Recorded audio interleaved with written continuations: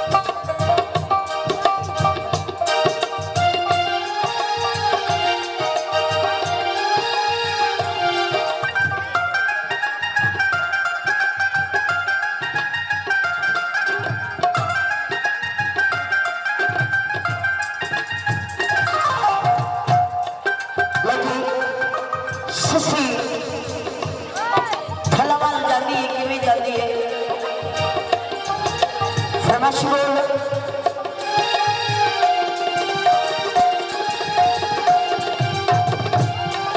थाला वाल जाती है क्योंकि फरमाइश है शेरा भी है ये थोड़ा जिहा हिस्सा कि वो जड़े ने धोपी ने बादशाह के मोटू लाते में जाके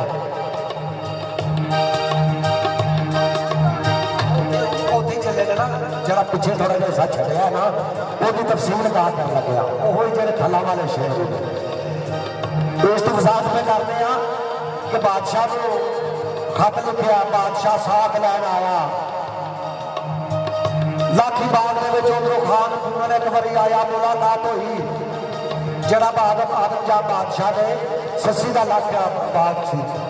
वो आया एक मुलाकात हुई चला गया सस्सी ने पिछों पीछे सफर करना शुरू कर दिता